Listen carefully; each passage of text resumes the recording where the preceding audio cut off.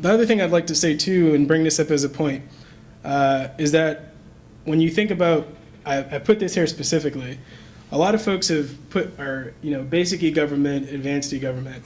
I was just meeting with Oman, His Excellency Talal, and he was talking about e-government with regards to e-visas, and being able to track e-visas. And then we were like, hey, what if we actually did this? And moved you forward from e-visas to something completely different. And so you ultimately need to think about legacy transformation and IT modernization. I was talking to an executive in government in DC, and so recently I was preparing Ginny Rometty, our CEO, and John Kelly, our SVP, for their recent meeting at the White House with Jared Kushner. And they wanted me to write a memo on citizen services, and I said, okay, great. And then they were like, well, does that yield cost savings? And then per talking to the actual people who lead government, I learned that 80% of money that's spent on IT is traditionally spent on legacy systems. And again, I know we built them, right? Everybody says, my grandmother spent 25 years here building legacy systems at IBM. And so when I think of it though, many times we've offered recommendations to say, hey, let's move your legacy system into the new age. And oftentimes CIOs, CDOs now have said, hey, we're budget constrained or it wasn't a political priority. And now they're like, hey, this system is antiquated, it's old, it's clunky, it doesn't work for us. And there's ways to move it forward. So what I've recommended to many governments is let's look at blockchain, let's look at cognitive, let's look at IoT, and figure out how to move your IT systems, your legacy systems, into a digital reinvention state, or optimize some business processes and reinvent that model underlying that legacy system, in so much that you free up money. So if you start to move towards digital reinvention and cognitive government, you move towards a lean government, which means you start to save money. And then the biggest one that we're seeing specifically here in California, and I led California along with HT, who's our partner in the back, for GBS, Global Business Services, the ADPQ. And what we're starting to see here in California and around the world actually is folks wanting to move from a closed architecture to an open architecture in order to save money, in order to save funds.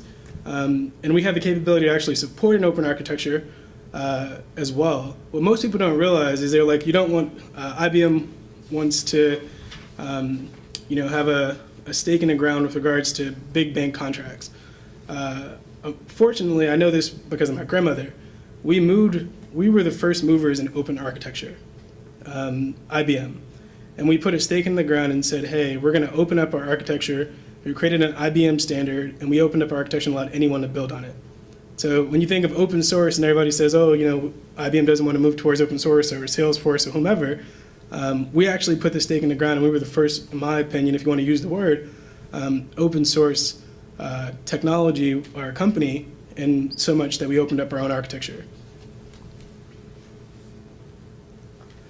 And so when you think about that, and you think about legacy transformation and digital reinvention, I don't typically stand on a podium, so I would move around a bit more, but the underlying capabilities that we believe, if you look at how this works, is that you started with multi-channel, you started with cloud, now you're into a platform approach, you're looking at automation and robotics, and then cognitive computing. And those are the enablers on how to move from legacy transformation to actual digital reinvention and leaner government. And so these are just some case studies and examples of what I was talking about. So you have your traditional government, which was sort of paper-based work. You have your basic e-government, automation of basic processes and basic channel offers, automated screening. Then you start to move into advanced e-government, which was digitizing processes, electronic transfers, and so forth. And then you moved into digital government. And then now you have cognitive government, which is one-touch operations, self-service, digital agent, robo-advisors. And so just to kick this off and to tell you about, I'm going to tell you about our assets and what we have to offer from a lens of an actual client. Everybody always wants to know, so I told you about a little bit about my background, what got me started in IT. I explained to you our point of view around cognitive government. I talked about the digital diagnostic that we have, that I would recommend that we could sit down with you and do digital mapping around here's where your process is, or here's your agency, here's your top 5 priorities, here's how we need to, this process is an advanced e-government.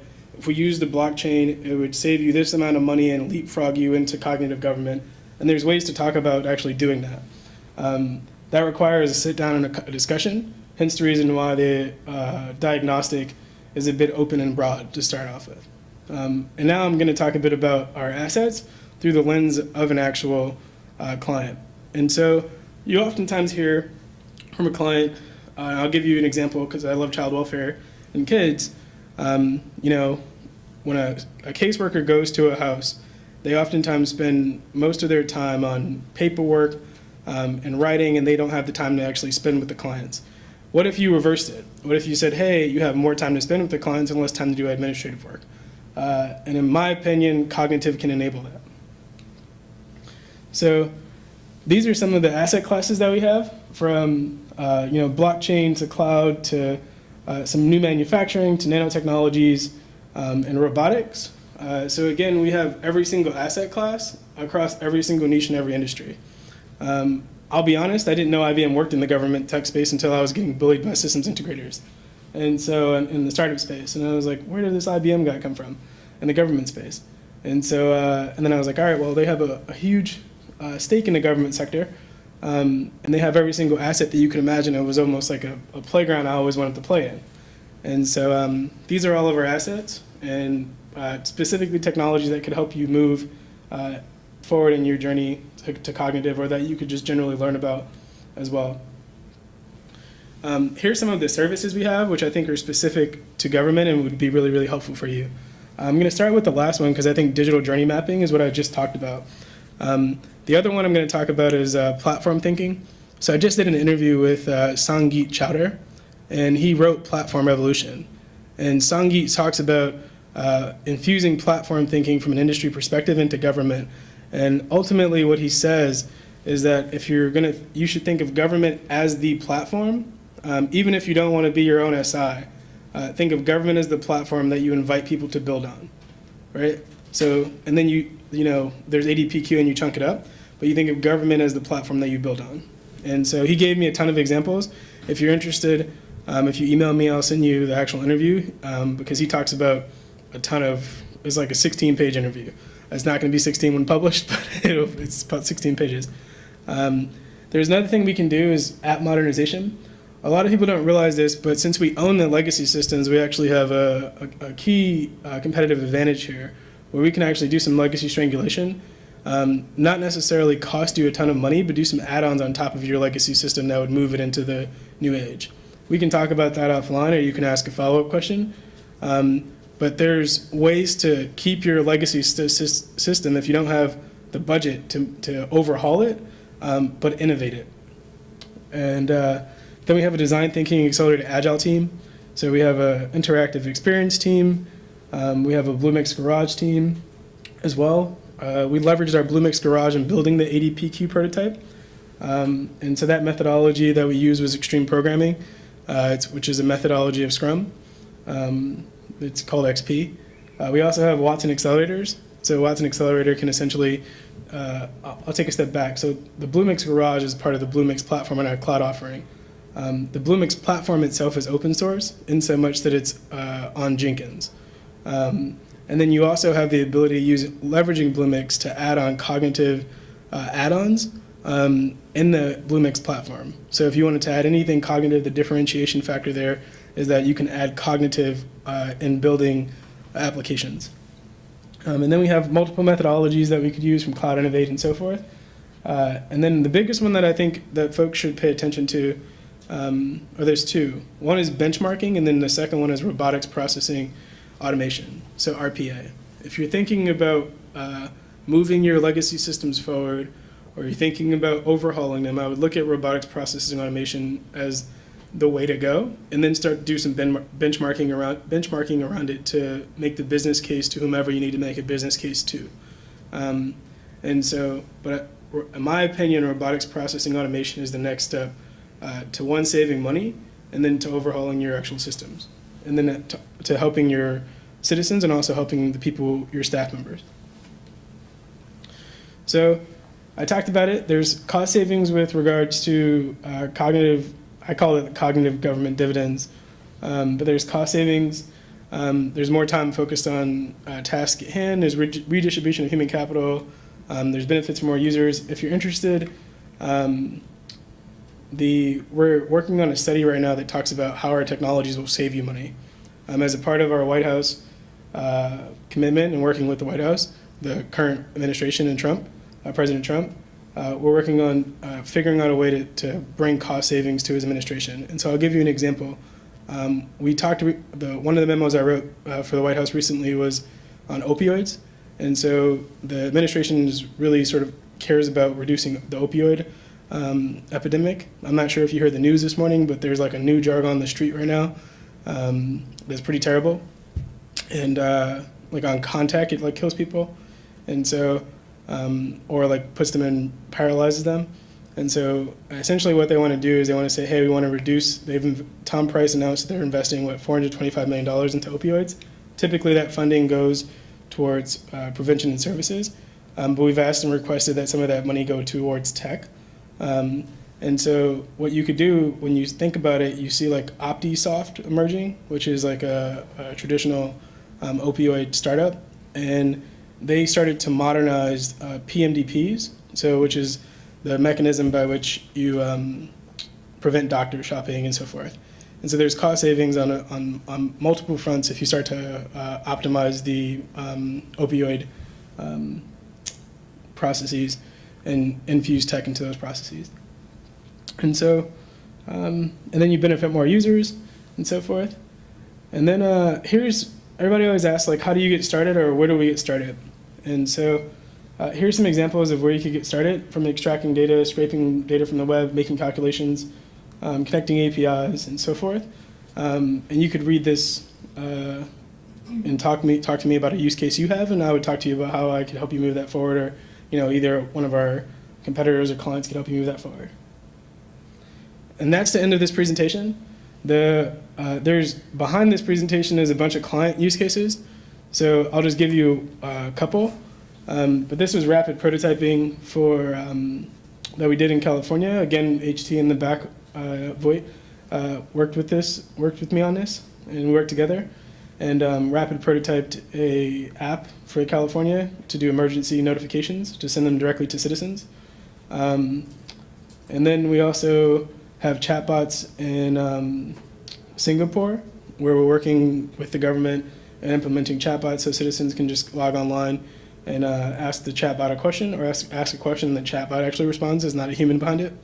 And so there's more examples like this on the back end, but I'm going to stop the presentation here, and if you want to read through the examples, I put a lot of global examples in here, just in case anybody wants to look through some global examples. There's a ton of global ones. There's also some US-specific ones, but you may be able to get more ideas from the global aspects. So feel free to dig through the deck once it's sent out. And I just got hit with, like there's one from Australia. And I actually just want to talk briefly about this. And so we introduced SBR, which is standards-based reporting, to cut red tape in Australia. There was a huge initiative where they were talking about data exchanges and data interchanges, and they were mandated to create it. And so we said, okay, we'll introduce SBR and help them save money. And so we introduced standards-based reporting to cut red tape for business owners and for citizens who were doing taxes. And when we did our forecasting, ultimately we were planning on saving Australia $800 million. When you think about it, right? That's $800 million that we're going to save them just by introducing SBR, which is sort of pretty basic around data management. But I'm going to end there. And if you want, you can dig through the use cases on your own time.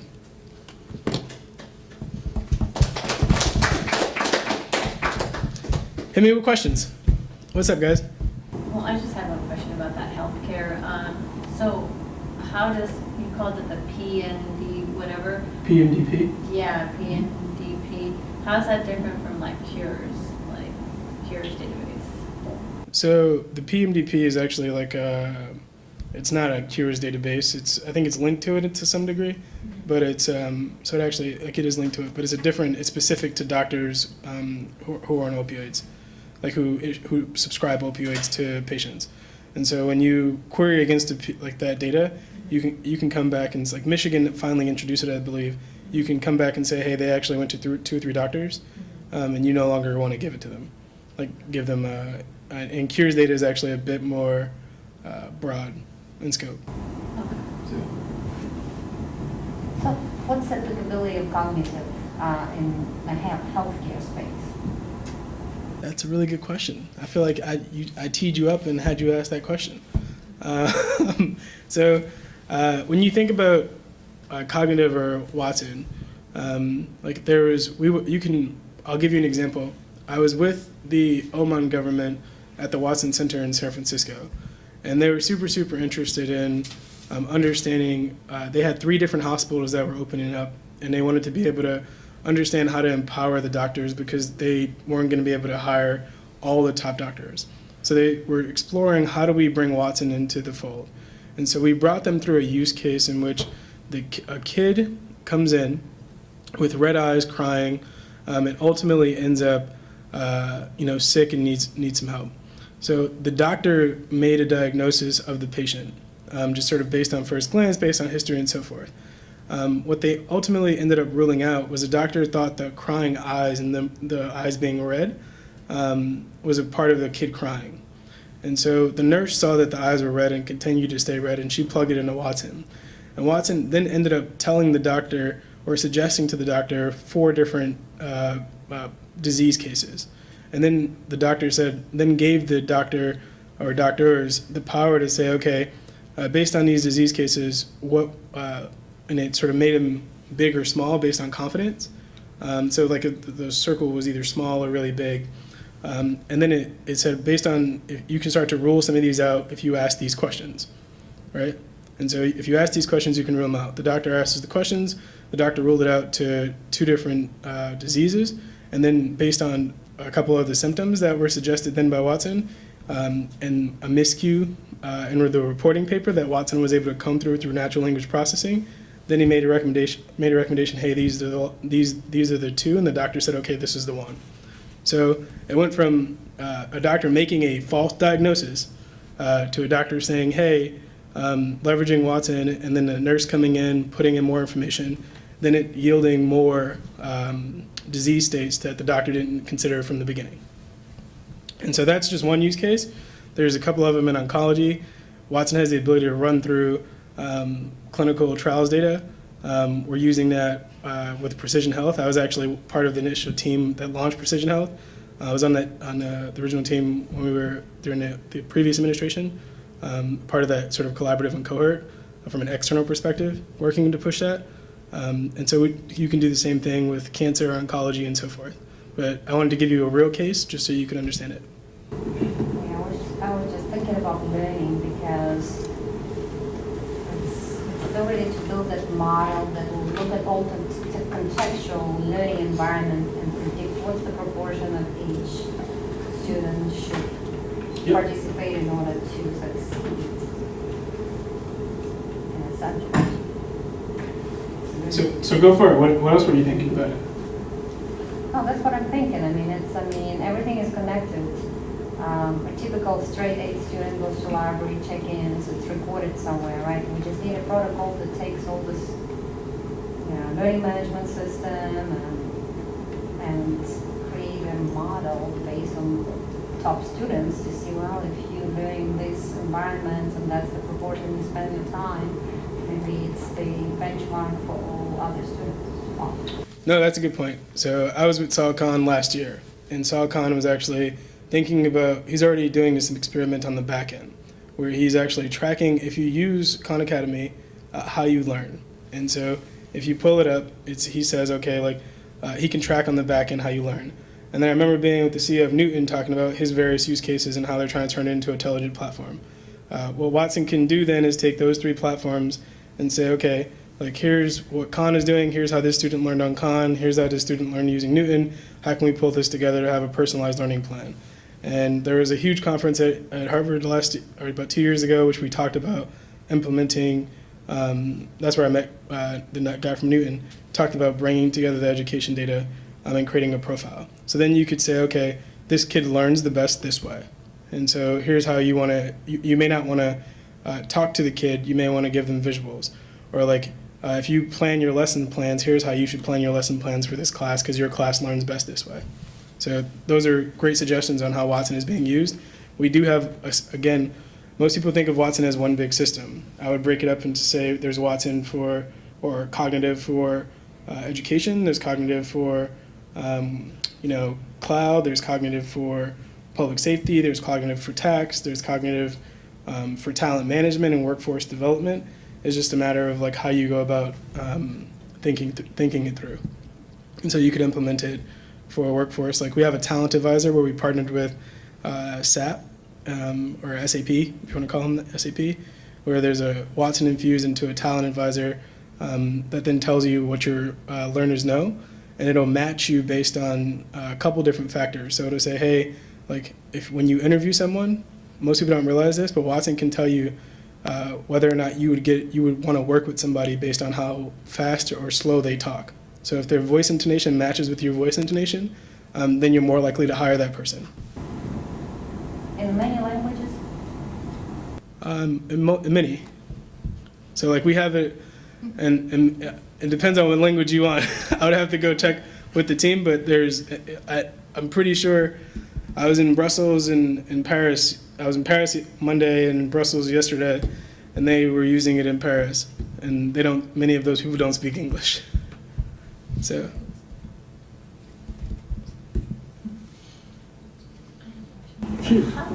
How would you use Watson in like supply chain? That's actually a good question. That's a great question. I'll give you a good example. So the Oman government, they're struggling with their, I have 1 minute, so I have to answer this pretty fast. The Oman government is struggling with their transportation routes. So from a transportation perspective, they said, hey, we're losing money on the airports, and so we don't know like which routes we should optimize. And so they said, hey, like, can we use Watson to analyze the logistics? How many people sign up for this route? How can we go about changing this? What are some of the add-ons we could do? Do we get rid of this route and then we fly to somewhere else? And so Watson can ultimately tell you and maximize that supply chain based off of travel and transportation logistics. And What about like reducing greenhouse gas or whatever? I would give you another use case, but I think this guy's waving me in the back. So, Okay. And I'll say this, from a government perspective, I'll end with this. In my opinion, every government is going to have to reinvent themselves. You're seeing Switzerland, for example, they need to recreate a new brand. They're losing money on offshore banking. And so they put a stake in the ground and said, we want to be the cybersecurity hub of the world. And how do we get there? Dubai has said, hey, like we want to have 30% of our buildings printed in 3D.